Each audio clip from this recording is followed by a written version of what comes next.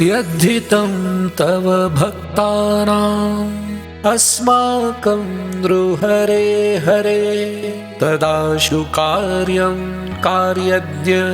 प्रलयार्कायुतप्रभ रटत्सट्टोग्रभ्रुकुटी कठोरकुटिलेक्षण नृपञ्चास्य ज्वलज्वालोज्ज्वलास्यारीन हरे हर उन्नद्धकर्णविन्यास विवृताननभीषण गतदूषण मे शत्रून्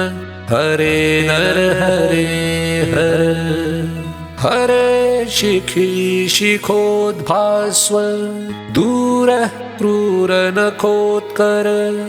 अरीन संहर दंष्ट्रोग्र स्फुरजिह्व नृसिंह मे जठरस्थ जगज्जाल करकोट्युद्यतायुध कटिकल्पतटित्कल्प वसनारीन् हरे हर रक्षोऽध्यक्ष बृहद्वक्षो वृक्षकुक्षिविदारण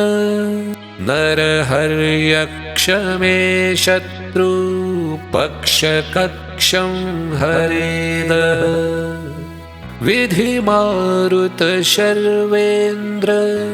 पूर्वगीर्वाणपुङ्गवैः सदा नताङ्घ्रिद्वन्द्वारीन नरसिंह हरे हर भयङ्करोर्वलङ्कार वरहुङ्कार गर्जित हरे नर हरे शत्रून् मम संहर संहर वादिराजयति प्रोक्तं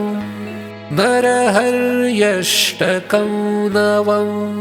पठन् नृसिंह कृपया रिपून् संहरति क्षणात्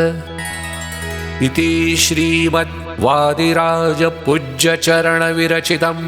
श्रीनरहर्यष्टकं सम्पूर्णम्।